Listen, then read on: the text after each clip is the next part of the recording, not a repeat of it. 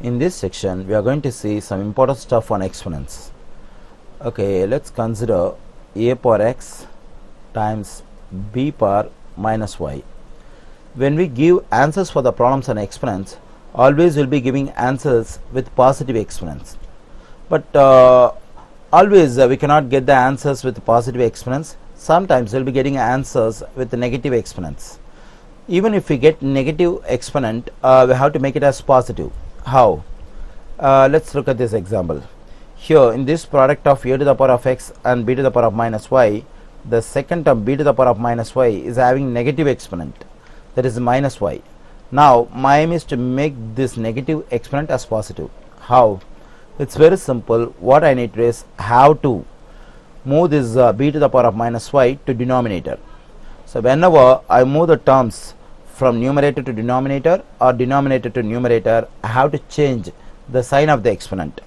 So here a power x, now I am going to move this b power minus y to the denominator. When it is moved to the denominator, automatically the negative exponent will become positive because I have to change the sign of the exponent. So negative y will become positive y. Let's look at another example.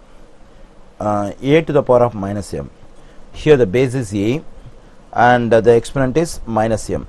So the exponent is negative. I want to make this negative exponent as positive. So to make it as positive, what I am going to do is I assume the coefficient of a is 1, because for any variable, if there is no any value, any number in front of that variable, we have to assume there is 1. There is a coefficient of the given variable is 1. So to make this exponent, negative exponent as positive, what I am going to do is I am going to move this a to the power of minus m to denominator. So when it is moved to the denominator, it will become a to the power of plus m. Okay, let's look at one more example.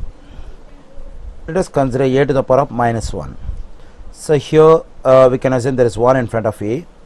So 1 divided by, my aim is to make this negative 1 as positive. So for that I have to move this a to the power of minus 1 to denominator. If it is moved to denominator, it will become a to the power of plus 1.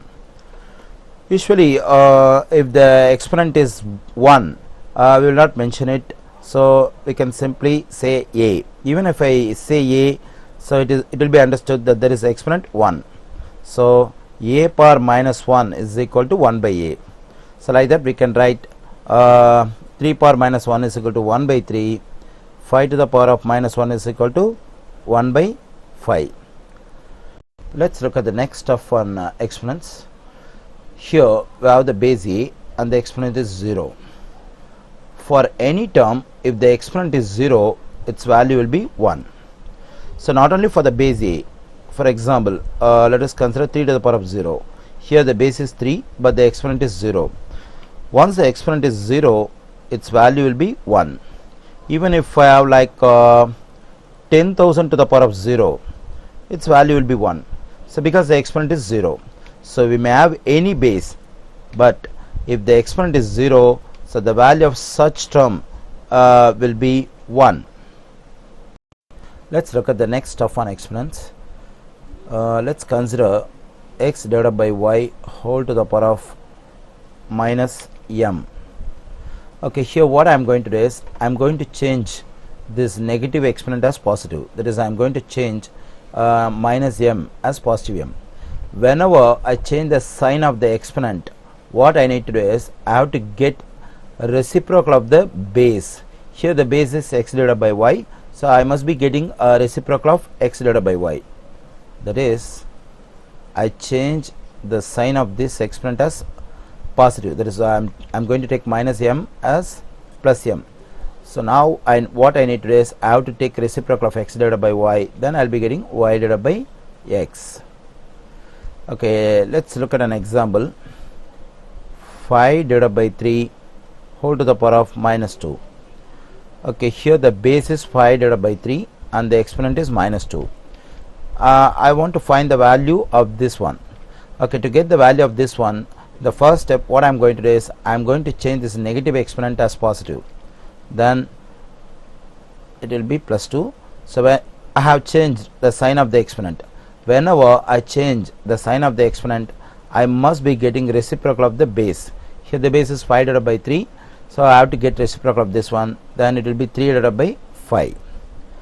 Okay, here 2 is a common exponent for the fraction 3 divided by 5. Here 3 and 5 are in division and we have the common exponent 2. According to one of the laws of exponent, if two terms are in division and there is common exponent, what we can do is we can take this common exponent separately for numerator and separately for denominator. Then we get 3 square by 5 square. So the value of 3 square is 9, the value of 5 square is 25.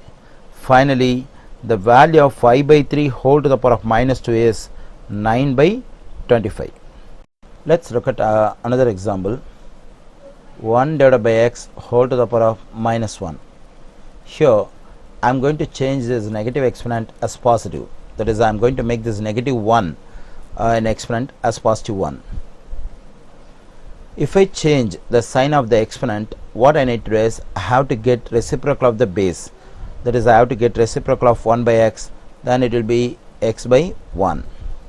So x by 1 is just x, and we don't have to take this exponent 1.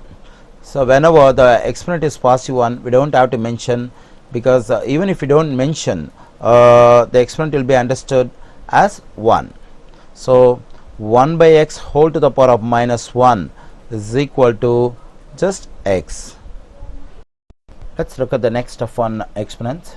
Let's consider the equation x to the power of m divided by n is equal to y. Here we have the exponent m divided by n on the left side. I am moving this exponent m divided by n to the other side of the equation, that is on the right side. Whenever I move the exponent from one side of the equation to the other side, the exponent will become its reciprocal. It will still be in the exponent on the other side. Here we have the exponent m divided by n on the left side. When it is moved to the right side of the equation, it will become its reciprocal. Then we will have n divided by m. This n divided by m will be the exponent of the base y on the right side. Okay, let's look at another example. X to the power of 1 divided by m is equal to y. Now I am moving this exponent 1 divided by m to the other side of the equation. When it is moved to the other side of the equation, it will become its reciprocal. So the reciprocal of 1 divided by m will be just m. Okay, let us consider x to the power of 1 by 2 is equal to 3. Okay, in this equation I just want to find the value of x. So to get the value of x, I have to remove this exponent 1 divided by 2. So to remove this exponent 1 divided by 2, I am moving the exponent 1 divided by 2 to the other side of the equation, I mean to the right side of the equation. When this exponent 1 divided by 2 is moved to the right side of the equation, it will become its reciprocal. So the reciprocal of 1 divided by 2 is just 2. So x is equal to 9. So the value of x is 9. Okay, let's look at one more example. A to the power of 3 is equal to 27. Okay, what I need to do is I need to find the value of a in this equation. So to get the value of a, I have to remove this exponent. So to remove the exponent, what I am going to do is I am going to move this exponent 3 to the other side of the equation. So it will be, so 3 will become its reciprocal, so it will be 1 divided by 3. Okay, in the next step, 27 can be written as 3 cube, so whole to the power of 1 by 3. So here the base is 3, the first exponent is 3, and for the whole thing we have the exponent 1 by 3. Whenever we have two exponents like this, we can multiply them according to one of the laws of exponents. So we get a is equal to 3 to the power of 3 times 1 by 3. So this 3 and 3 can be cancelled out. We will get a is equal to 3 to the power of 1. It can be written as 3. So the value of a is 3. Let's look at the next of an exponents. Let me consider the equation square root of x is equal to k. Okay, in this equation we have square root on the left side. If I want to write this square root as the exponent of x, what will I have? It's very simple. So the exponent of x will be 1 by 2. So whenever I write square root as exponent, the exponent will be 1 by 2. What if we have cube root? say cube root of x is equal to k. I just want to write this cube root of x as exponent. Then the exponent of will be 1/3. So it's very simple. If you have fourth root, then the exponent will be 1/4. If you have fifth root, the exponent will be 1/5. So, and also from this easily we can solve for x. That is, you just have to move this exponent 1/2 to the right side. Then we get x is equal to k to the power of, when I move this power exponent 1/2 to the right side, it will become its reciprocal. So the reciprocal of 1/2 will be 2. So in the same way we can solve this equation for x. That is, I have to move this exponent 1/3 to the right side. When it is moved to the right side, it will become its reciprocal, that is 3. So we get x is equal to k to the power of 3. Let's look at the next stuff on exponents. Let us consider two terms with the same base, a to the power of x and a to the power of y. Here these two terms are having the same base a, and also I assume these two terms are equal. That is, a power x is equal to a power y. Here two terms are equal with the same base. Whenever two terms are equal with the same base, then we can equate the exponents. That is, x is equal to y. So this is the result we get from the equation a power x is equal to a power y. For example, we have a to the power of k is equal to a to the power of y. Okay, in this equation I want to find the value of k that we have in the exponent here on the left side. Here two terms are equal with the same base a. So what we can do is we can equate the exponents. Then we get k is equal to 5. Let's look at the next stuff on exponents. Let me consider two terms with the same exponent. That is, x to the power a, y to the power a. And also I assume these two terms are equal. Here two terms are equal with the same exponent. Whenever two terms are equal with the same exponent, what we can do is we can equate the two bases. So then we get x is equal to y. So this is the result we get from the equation x to the power of a is equal to y to the power of a. Whenever two terms are equal with the same exponent, what we can do is we can equate the bases.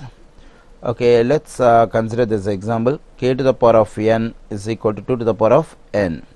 Okay, in this equation what I want is I want to solve for k.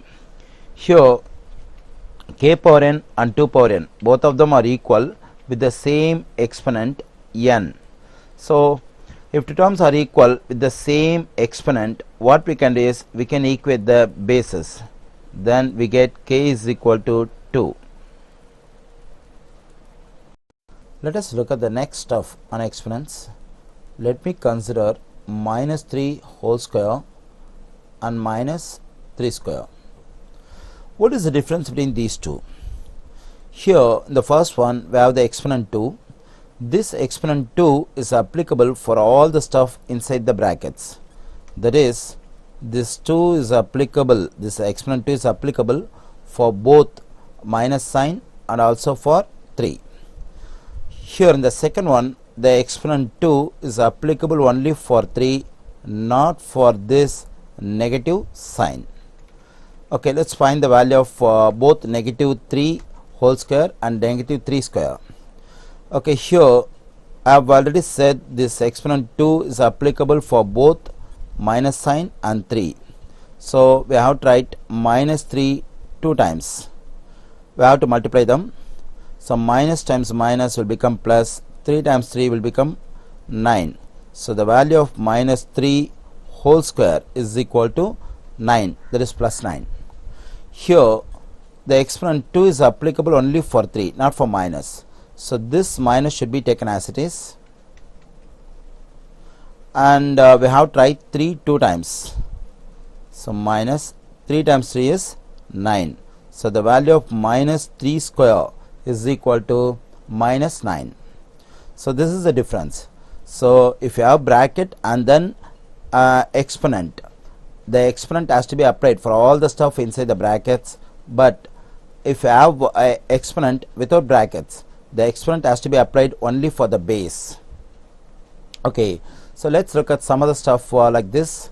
Let us consider minus 2 whole to the power of 4.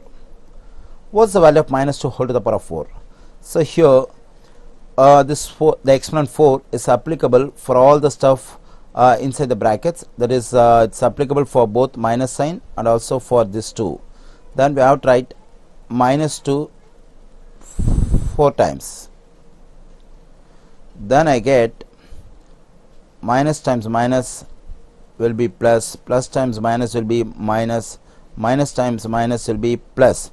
Finally I get plus. Now I have to multiply the numbers. 2 times 2 is 4, 4 times 2 is 8, 8 times 2 is 16. So the value of minus 2 whole to the power of 4 is equal to 16. Okay, let's find the value of minus 2 whole to the power of 3. Here 3 is the exponent applicable for both minus sign and also 2. So we have to write minus 2 3 times. So let us multiply the minus signs. Minus times minus will be plus, plus times minus will be minus. Now we can multiply the numbers. 2 times 2 is 4, 4 times 2 is 8. So the value of minus 2 whole to the power of 3 is equal to minus 8. Okay, so from these two results we can come to know an important fact. That is, for a negative number, if you have an even number as whole power, here the negative number 2, and for this negative number 2 we have the even number 4 as whole power, it results in a positive value, that is 16. Okay, here in this case we have negative number 2. For this negative number 2 we have the odd number 3 as whole power. So this one results in a negative value. So this is a fact we have to understand from these two results. So whenever I take an even number has whole power for a negative number, the result will be a positive value.